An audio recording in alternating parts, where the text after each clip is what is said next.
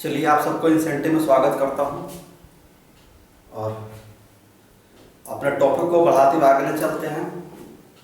और आज जो बात करेंगे वह क्लास 10 और चैप्टर एसिड बेस सॉल्ट। और एसिड बेस सॉल्ट का हम लोग कुछ रिएक्शन देखे थे और कुछ रिएक्शन देखना बाकी है। तो आज हम लोग जो बात करेंगे वह कुछ इंपॉर्टेंट रिएक्शन देखेंगे और इम्पॉर्टेंट रिएक्शन के बाद एक हम लोग टॉपिक देखेंगे कि हम लोग जो मेरे पास एसिड है उसको डाइल्यूट करने का क्या तरीका है, कौन से ऐसे तरीके हैं जिसके द्वारा हम एसिड को डाइल्यूट कर सकते हैं। तो पहले बता दूं कि हमारे पास एसिड दो को होता है, एक को बोलते हैं कॉन्क एसिड और एक को बोलते हैं डाइल्यूट एसिड।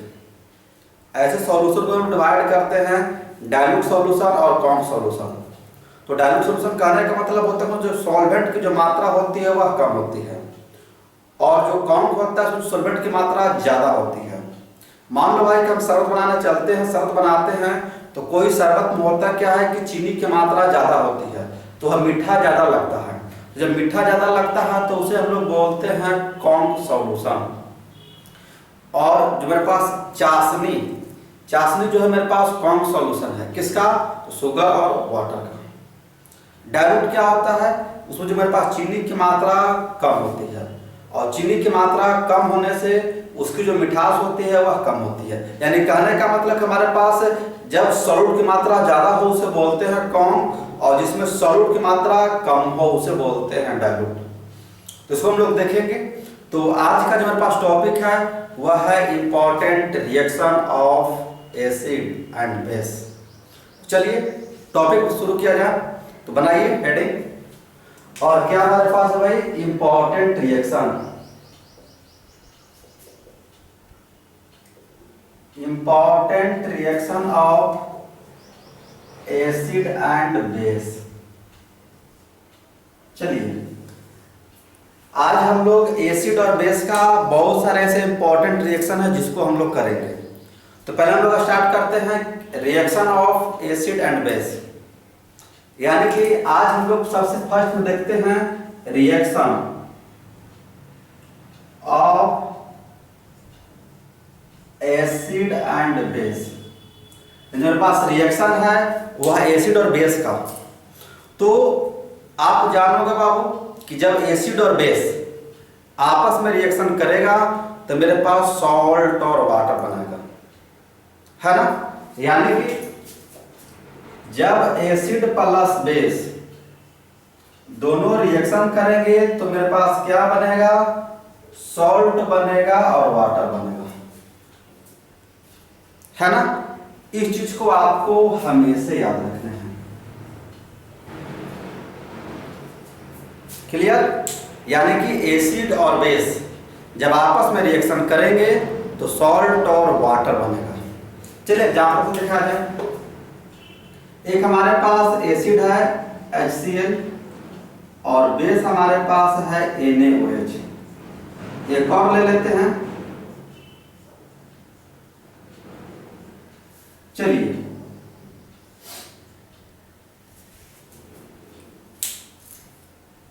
है, यानी कि एसिड मेरे पास क्या है? बेस। क्या बनता है? सॉल्ट और वाटर। यानी कि NaCl प्लस में H2O और NaCl को हम बोलते हैं कॉमन सॉल्ट, है ना। चलिए अब नीचे आएंगे तो मेरे पास सल्फ्यूरिक एसिड, ये मेरे पास स्ट्रॉन्ग एसिड है और ये मेरे पास क्या है? Calcium hydroxide. कैल्शियम हाइड्रोक्साइड ये हमारे पास बेस है और स्ट्रॉन्ग बेस और इसी का हम यूज करते हैं व्हाइट वॉशिंग में। यानी घर की जो हम लोग पुताई करते हैं उसमें हम लोग इसका यूज करते हैं, ठीक है। तो चलिए इसको बैलेंस है ना, पहले रिएक्शन करा लूं। कैल्शियम सल्फेट और क्या मेरे पास बनेगा? वाटर बनेगा। चलिए क्वेश्चन पहले बैलेंस कर लो। ऊपर लगता है कि बैलेंस है, नीचे लगता है कि नीचे भी बैलेंस है, नहीं है। तो चल भाई बैलेंस कर लो। यहां पर 2 लगा देंगे, शायद बैलेंस हो गया। हुआ? लगता है नहीं हुआ। चलिए 2 कर लो भाई। तो हाइड्रोजन 4, हाइड्रोजन, चलिए चलिए बैलेंस है, बैलेंस है, बैलेंस है। हाइड्रोजन 4, ऑक्सीजन 4 2 6, 4 2 6, चलिए बैलेंस है। यानी कि हमने देखा क्या कि जब एसिड और बेस आपस में रिएक्शन करेंगे तो क्या बनेगा, सॉल्ट और वाटर। इस रिएक्शन को हम लोग बोलते हैं न्यूट्रलाइजेशन रिएक्शन, हिंदी में बोलते हैं उदासीकरण प्रतिक्रिया। यानी इस रिएक्शन को क्या बोलते हैं, this reaction is known as neutralisation reaction. यानी कि अगर आपसे कोई पूछ दे कि न्यूट्रलाइजेशन रिएक्शन क्या है तो उनको आप आराम से बता सकते हैं। क्या बताना है कि जब एसिड और बेस आपस में रिएक्शन करेंगे तो सॉल्ट और वाटर बनता है, इसी को बोलते हैं न्यूट्रलाइजेशन रिएक्शन। ओके, चलिए तो हम लोग आगे दिखाते हैं रिएक्शन। अब क्या दिखाएंगे भाई, तो reaction of acid with metal oxide, है ना। क्या दिखाएंगे, reaction of acid with metal oxide, है ना। चलिए तो देखा जाए रिएक्शन ऑफ एसिड,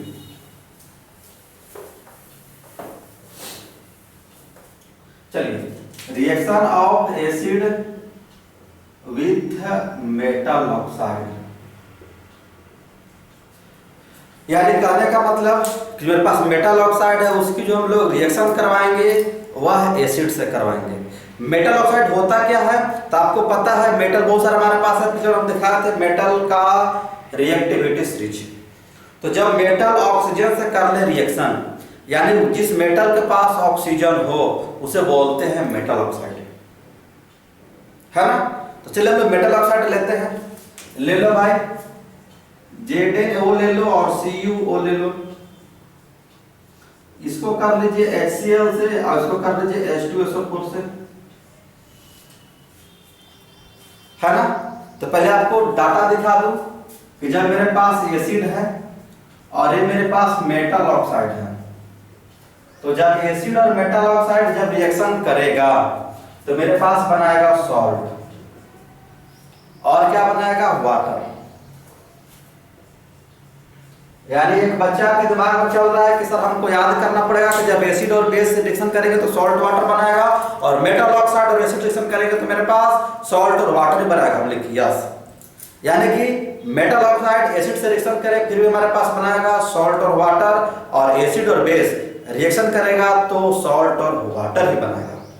ओके, चलिए तो चला जाए, इसको हम घेर दूं ताकि आप इसको हमेशा याद रखें। चलिए तो करेंगे तो मेरे पास क्या हो जाएगा, ZnCl2 प्लस में हो जाएगा H2O, है ना। और यहां पर कर देंगे 2 इक्वेशन, मेरे पास बैलेंस हो गया।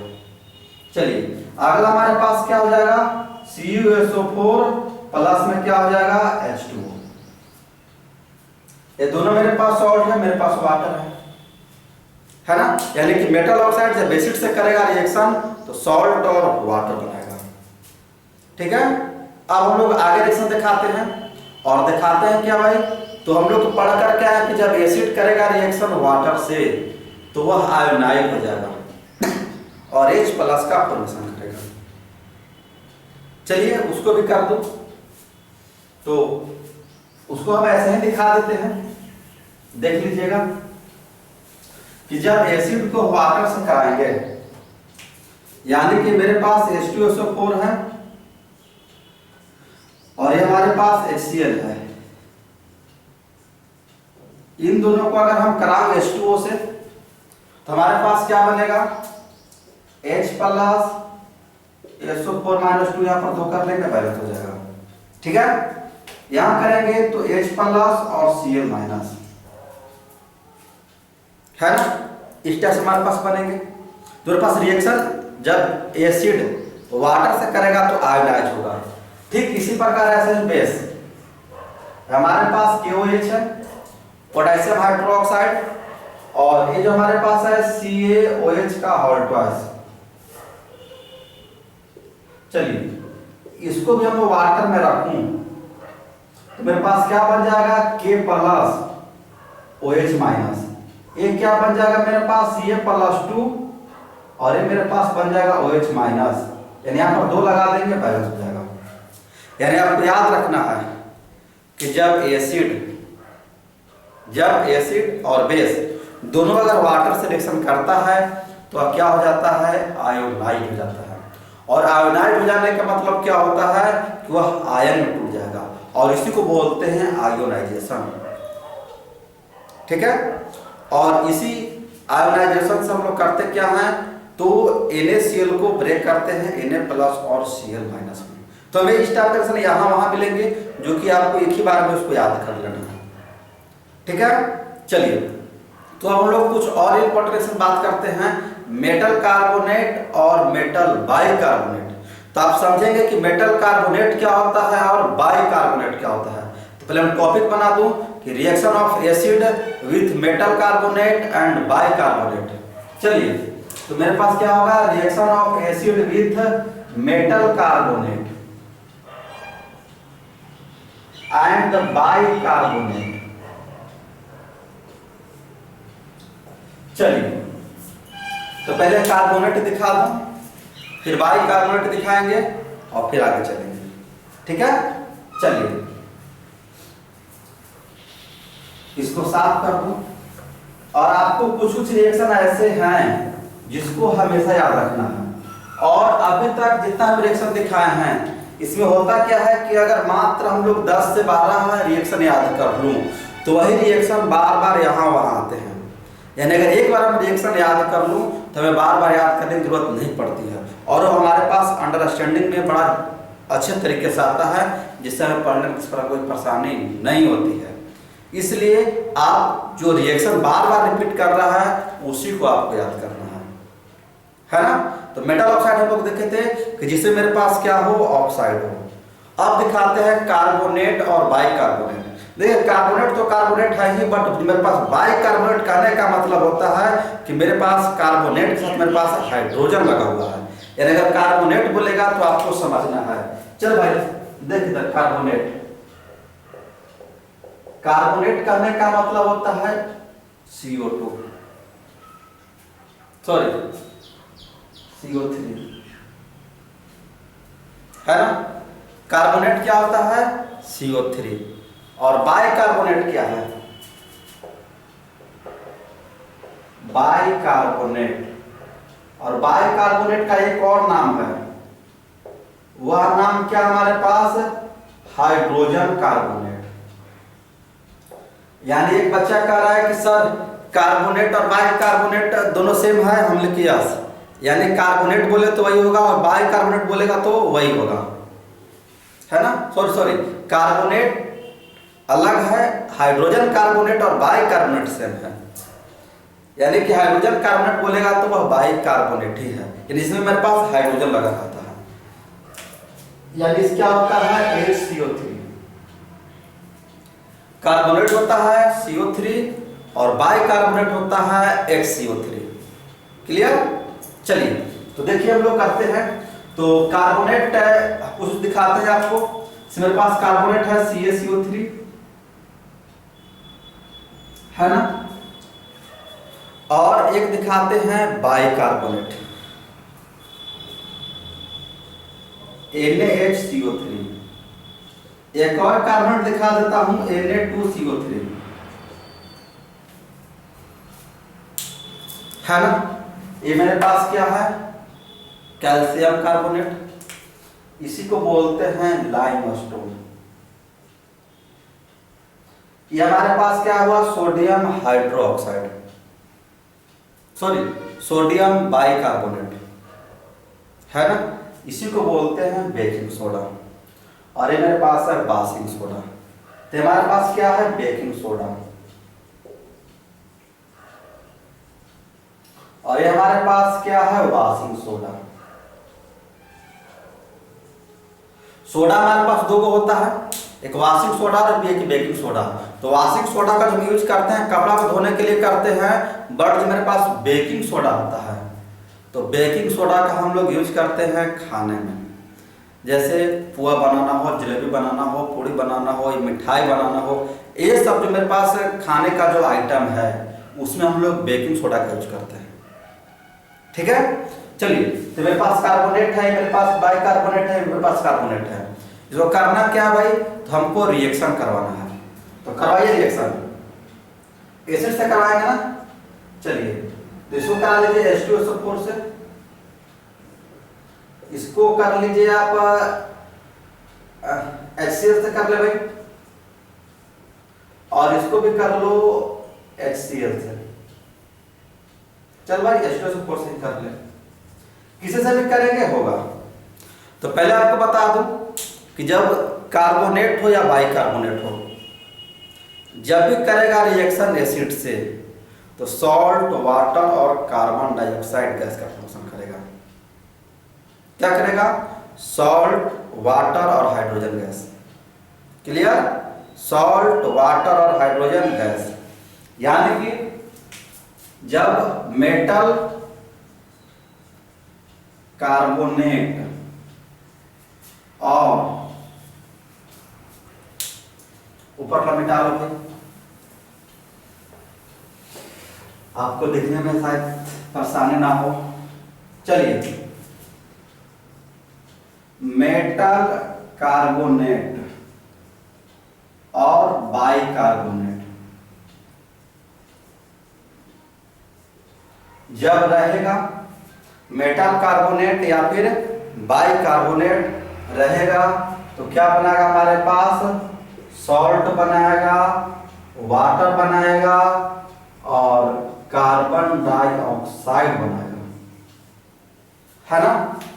यानी मेटल का कार्बोनेट या बाइकार्बोनेट जब रिएक्शन करेगा तो क्या बनाएगा, सॉल्ट, वाटर और कार्बन डाइऑक्साइड।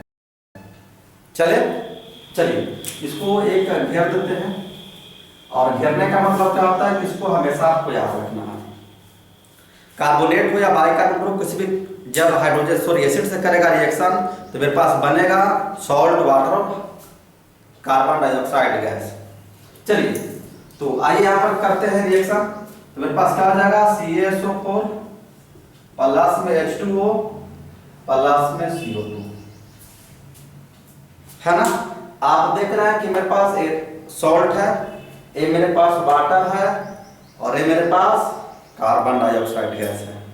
ठीक है, चलिए अगला में हमारे आएंगे तो मेरे पास क्या बनेगा, NaCl बनेगा, फिर H2O बनेगा और फिर CO2 बनेगा। यानी मेरे पास क्या बनेगा, कॉमन सॉल्ट, वाटर और कार्बन डाइऑक्साइड गैस। ठीक है ना। चलिए अब अगला हम लोग देखेंगे सोडियम कार्बोनेट, उसी का नाम मेरे पास क्या है, वाशिंग सोडा, है ना। तो इसमें मेरे पास क्या बनेगा, Na2SO4 प्लस क्या बनेगा, H2O और फिर मेरे पास क्या बनेगा, CO2। चलो इसको बैलेंस करने के लिए अगर हम जाए तो मेरे पास हाइड्रोजन उधर 2, ठीक है, बैलेंस है। चलिए यानी कि हमने आपको कार्बोनेट और बाइकार्बोनेट दोनों से रिएक्शन करवाया और करवा करके दिखाया कि जब एसिड से कार्बोनेट हो या बाइकार्बोनेट हो रिएक्शन करेगा तो सॉल्ट, वाटर और हाइड्रोजन गैस बनाएगा। ठीक है, तो इस टाइप से हमारे पास रिएक्शन आते हैं और ये सब रिएक्शन को आपको हमेशा याद रखना है। और ये सब रिएक्शन हमारे पास क्या करते हैं, रिपीट करते रहता है, जो कि आपको हमेशा याद रखना है। चलिए तो अब हम लोग थोड़ा सा बात कर लें uses of acid and base, यानी कि एसिड का और बेस का यूज कहाँ कहाँ करते हैं। चलिए तो पहले यूज देखा जाए। यूज को हम बोल देते हैं जिसे आप उसको याद कर लेंगे या सुन करके समझ लेंगे।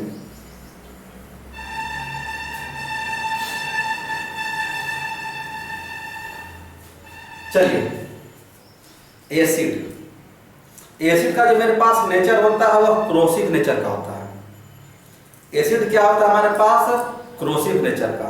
क्रोसिव नेचर कहने का मतलब क्या होता है कि इसमें जो बर्निंग यानी कि जलाने का शक्ति ज्यादा होता है, यानी एसिड जहां जहां जाता है उसको वह बर्न करता है। ठीक है, तो हमारे पास एसिड का नेचर क्या है, बर्निंग का। चलिए, तो पहला अगर यूज इसको देखना चाहेंगे तो इसका जो हम लोग यूज करते हैं भाई, तो बर्तन साफ करने में करते हैं, है ना। अगला अगर बात कर लो भाई, तो हमारे पास बहुत सारे ज्वेलरी हैं, गोल्ड का हो, सिल्वर का हो, तो ये सब क्या होते हैं कि एटमॉस्फेयर में ऑक्सीजन से करेगा रिएक्शन और कर करके ऑक्साइड बनाएगा, जिससे उसका जो अपर लेयर होता है उस पर एक लेयर बैठ जाता है, जिससे जो ज्वेलरी है देखने में खराब लगता है। तो उसे ही हम क्या बोलते हैं कि ज्वेलरी गंदा हो गया। तो उसे साफ करने के लिए क्या करते हैं, एसिड का यूज करेंगे, ठीक है।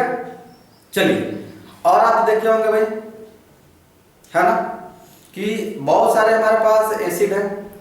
एक जो मेरे पास एसिड है बोरिक एसिड है ना। तो बोरिक एसिड हमारे पास क्या होता है, वह एंटीसेप्टिक है। यानी कि हमारे पास 3 तरह का दवा है, उसको बोल सकते हो भाई, क्या है, एंटीसेप्टिक, एंटीपायरेटिक और एंटीबायोटिक, है ना। फिर सुनिएगा, एंटीसेप्टिक, एंटीबायोटिक और एंटीपायरेटिक। तो एंटीबायोटिक क्या होता है, तो एंटीबायोटिक होता है कि हमारे बॉडी को एंटीबॉडी कर देता है। एंटीबॉडी कहने का मतलब किसी प्रकार का अगर हमारे पास रोग आते हैं, किसी प्रकार के अगर सूक्ष्म जीव आएगा, बैक्टीरिया हो, फंगी हो, कुछ भी है, तो उसे करता क्या है, बॉडी के अंदर एंट्री करने में उसका असर पड़ेगा ही नहीं।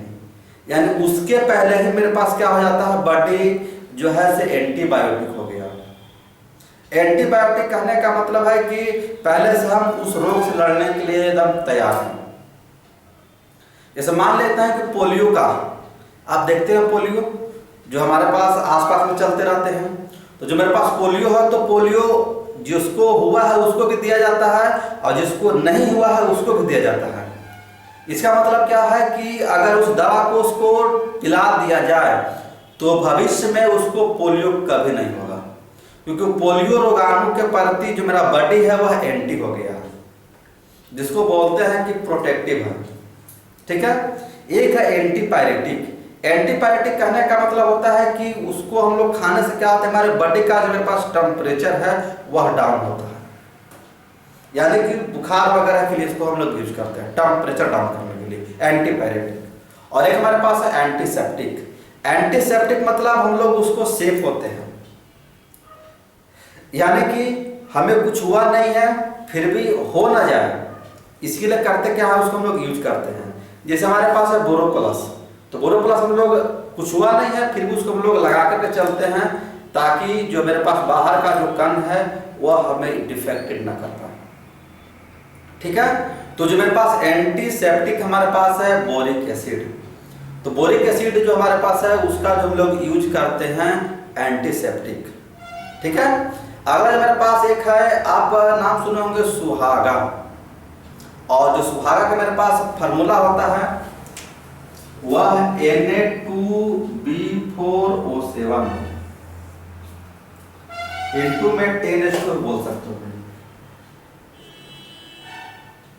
N2 10H2, और इसको बोलते हैं बोरेक्स, और बोरेक्स को हिंदी में बोलते हैं सुहागा, और उसका यूज क्या करते हैं, ज्वेलरी में, है ना। हमारे पास आता है किचन साफ करने के लिए, बाथरूम साफ करने के लिए दवा, उसमें भी क्या होता है, हमारे पास एसिड होता है। तो ये सब जो मेरे पास यूज है वह एसिड का यूज है। अब ऐसा ही मेरे पास बेस का है, तो बेस का यूज हम लोग करते हैं मेडिसिन के रूप में, और एसिड का यूज करते हैं बेस के रूप में। कभी कभी हमारे पास जो मेरे पास स्टोमक है उसमें जो मेरे पास एसिडिक की मात्रा क्या हो जाती है, ज़्यादा हो जाती है। जब एसिडिक की मात्रा ज़्यादा हो जाती है उसको लोग बेसिक करना पड़ता है, तो उसके लिए करते क्या हम लोग, वो बेस यूज करते हैं। और जो मेरे पास बेस यूज करते हैं वो मेरे पास बेस है मैग्नीशियम हाइड्रोक्साइड। मैग्नीशियम हाइड्रोक्साइड, आप किसी भी मेडिकल स्टोर में जाएंगे और बोलेंगे कि चचा हमको मैग्नीशियम हाइड्रोक्साइड दीजिए, क्या बोलेंगे, मैग्नीशियम हाइड्रोक्साइड। और अगर मैग्नीशियम हाइड्रोक्साइड कहने पर नहीं देता है तो इसका एक नाम और है, milk of magnesia. Milk of magnesium. और मिल्क ऑफ मैग्नीशियम कुछ कहाँ करते हैं, तो यदि आपका डाइजेशन ढंग का नहीं हो तो उसमें आप इसको यूज कर सकते हैं, ठीक हो जाएंगे। यानी मिल्क ऑफ मैग्नीशियम मेरे पास बेस है जिसको यूज करते हैं हम लोग मेडिसिन के रूप में। दीवार को पुताई करने के लिए हम लोग कैल्शियम हाइड्रोक्साइड का यूज करते हैं। NaOH मेरे पास कास्टिक सोडा है जो ज्वेलरी को साफ करने के लिए करते हैं। तो ये सब जो हमारे पास यूज है ये हमारे पास बेस का है। तो बेस का हमारे पास बहुत सारा यूज है और एसिड का भी बहुत सारा यूज है। एक हमारे पास एसिड का यूज जो करते हैं वह करते हैं फायर एक्सटिंग्विशर में। फायर एक्सटिंग्विशर कहने का मतलब तो जो लोग आग बुझाने के यूज करते हैं उसमें हम किसका यूज करते हैं, एसिड का करते हैं। ठीक है, चलिए तो अब हम आगे एक बात कर लो छोटा सा, और वो आपसे कभी कभी एग्जाम में आता है कि हमारे पास जो एसिड है वह मेरे पास कौन एसिड है, और जो पास एसिड है क्या, H2SO4 है। और H2SO4 का हमको करना क्या है, डाइल्यूट करना है। डाइल्यूट करने का मतलब क्या करना है, उसको हमको और पतला करना है। जब डाइल्यूट करने के लिए हम लोग जाते हैं तो हमें करने का एक ही तरीका है, पानी डालना पड़ेगा, है ना। यानी पानी को डाल करके क्या है ना करेंगे क्या, तो एसिड को पतला करेंगे। तो जब एसिड को पतला करेंगे तो हमारे पास सावधानी बरतनी पड़ती है और सोचना पड़ता है कि एसिड को पानी में डालूं कि पानी को एसिड में डालूं। देखिए हम दिखाते हैं। चलिए भाई हम लोग H2SO4 हमारे पास है, उसको हम लोग करना क्या चाहते हैं, डाइल्यूट करना है। तो आइए डाइल्यूट कर लो भाई। तो हमारे पास 2 कंटेनर है, लो भाई 2 कंटेनर हो गए। एक मेरे पास H2SO4 है और एक मेरे पास क्या है, वाटर है। और आपको पता है यह स्ट्रॉन्ग एसिड है ना। तो करता क्या है कि अगर मेरे पास H2SO4 है और यह स्ट्रॉन्ग है, सबको पता है, अगर वाटर का आप इसमें डालते हो तो बहुत फास्ट रिएक्शन करता है। और एक करेगा क्या, जब भी उसको उसमें डालेंगे तो जितना एसिड है सब निकल के बाहर आ जाएगा, और बाहर आ जाएगा तो आपको वह हार्म कर सकता है ना। इसीलिए कभी भी जब आपको H2SO4 को डाइल्यूट करना हो तो वाटर को H2SO4 में नहीं रखना। करना क्या होगा, तो हमें H2SO4 को वाटर में रखना है। यानी डाइल्यूट करने के लिए वाटर को H2SO4 में नहीं डालना है। डालना किसको है, तो हमको H2SO4 को वाटर में डालना है, जिससे क्या होगा, वह आराम से डाइल्यूट हो जाएगा, है ना। डाइल्यूट करने का हमारे पास तरीका है कि एसिड को वाटर में डालना है, ना कि वाटर को एसिड में डालना है। क्यों नहीं डालना है, क्योंकि जब वाटर को डालेंगे तो वह क्या करेगा, तुरंत रिएक्शन करेगा, बाहर आएगा और आपको वह हार्म करेगा। और जब ये मेरे पास H2SO4 स्ट्रॉन्ग एसिड है, ये बहुत खतरनाक है। इसे जो हम लोग यूज करते हैं बहुत केयरफुली से करते हैं, और उसको हैंडल करने के लिए एक सिस्टम आती है। एक तरीके से केयरफुल अगर हैंडल करेंगे तो हमारे लिए यूजफुल है, अगर इसे ज़्यादा यूज करते हैं तो हमारे लिए हानिकारक है।